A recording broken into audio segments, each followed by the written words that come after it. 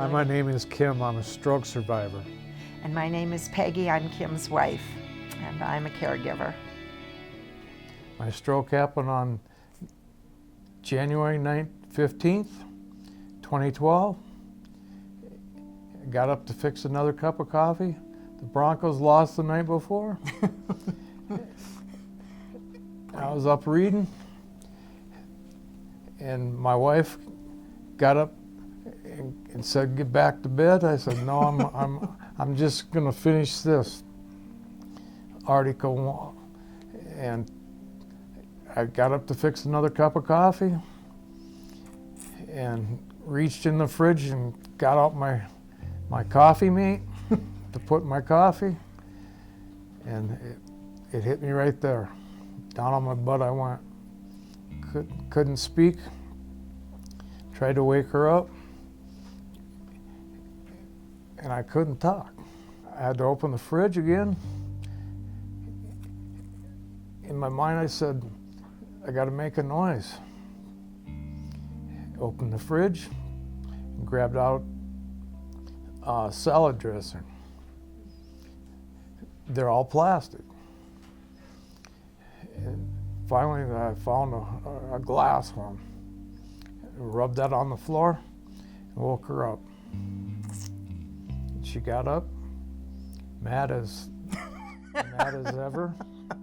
That's 5:30 in the morning. Yeah. "What's wrong with you?" I couldn't speak. All I could do is shake my head. Then she figured out what happened. I knew it was a stroke. I'd seen it with my father, so I knew what was going on. So called 911, and the paramedics came right here to Platte Valley into the emergency area, and they very quickly assessed that Kim had a bleed, not a clot. And they held the ambulance drivers and said, "We've got to go." So they immediately took him out of the ER, loaded him back up, and away to university we went. And we spent those days in there. He was in pretty much a drug-induced coma for that period of time. Came out of there after 22 days, spent 7 weeks on the neuroscience floor. I know with Kim, when they were at university, his wife especially was given some not so encouraging news about his potential recovery.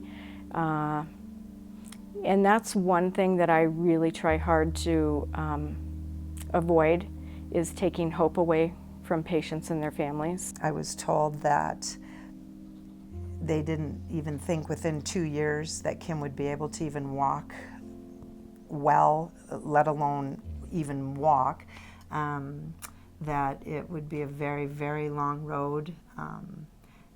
Traveling and things would be out of the question. Getting any sense of normalcy back in our lives was very far down the road. And of course, I'm not one that takes that very well. I think ultimately hope is essential for success, because if you don't have hope, then things are just going to fall apart. And really, that's when you tell a patient that they're not going to be able to do something, in my opinion, you are crushing all hope. Then we were told that we had the go-ahead, that we could come back here to Platte to do all of our physical therapy, Yep. Speech therapy, and OT. OT. And so we were really blessed that Kim qualified for all of those things. We came here, and Nicole had set up an interview with us, and you can tell them how you came into the hospital. You were using a walker. And used that for a long time. And Side. it affected my whole right side. I was paralyzed on my whole right side. Couldn't move my arm. I couldn't even lift it this high. And then Renee worked with me. And at that point, he had some significant weakness in that right arm. He could barely raise it. So we had a long, long ways to go. Nicole worked really hard, worked you out. Everybody that works here thinks out of the box. And they set good goals. They asked you, Kim, remember that, what was your goals? What did you want to achieve by being here through all of the physical therapy and OT and speech? And one of the main things you wanted to do was was to be able to speak well again, and not to stutter or have long pauses. But the big thing was to get rid of the walker. When I left university hospital, they said it'd take me 2 years before I could walk again. When I came here, I told them that, and she said, no, it won't. We're going to work hard, and and our first goal was to get rid of the walker within a very short period of time, and following all the exercises and everything Less that we than 2 had. months. Less than 2 months. Yep. When you would pass one goal, there would be more to Off do. to the next. Yep. Then came balance, and Yep. they pushed. Nicole pushed hard. Nicole all the time would ask, Yeah. what do you guys do that you want to do again?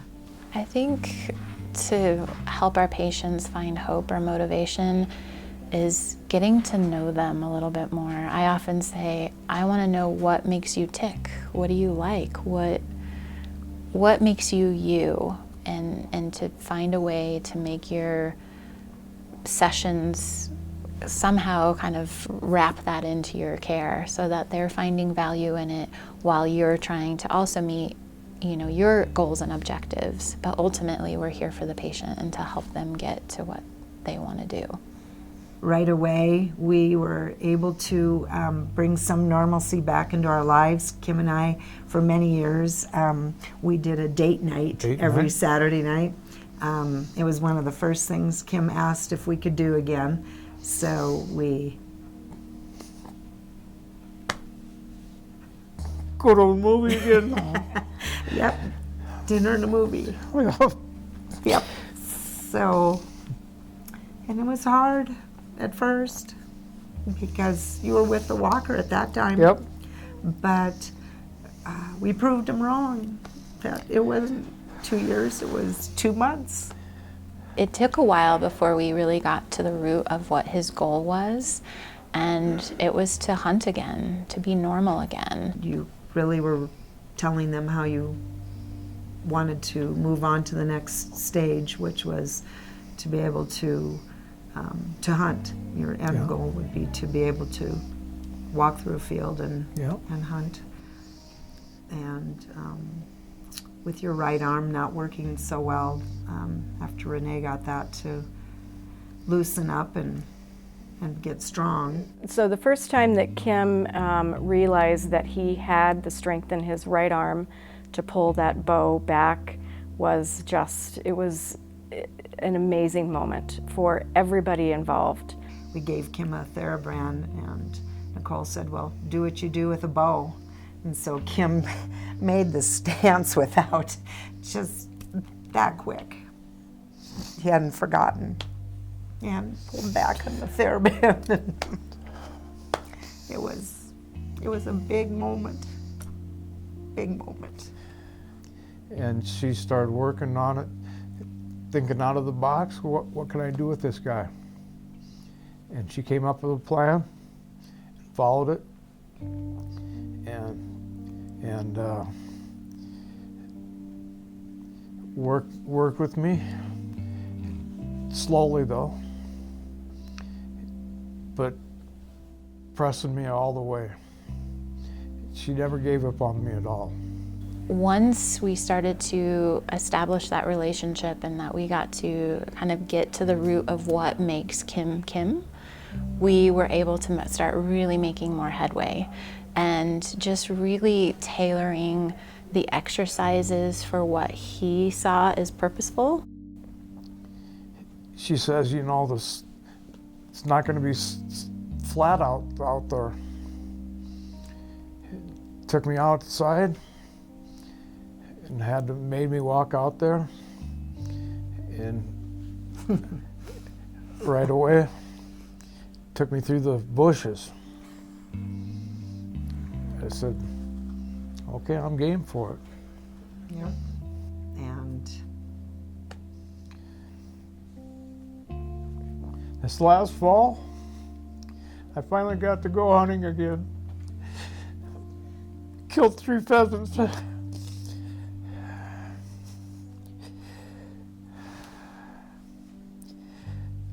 Greatest day of my life. a lot of hard work. Yeah. And then that's when we discharged for the second time, that he was able to send me a letter or a card that had a picture of him with his gun, and he had gone hunting.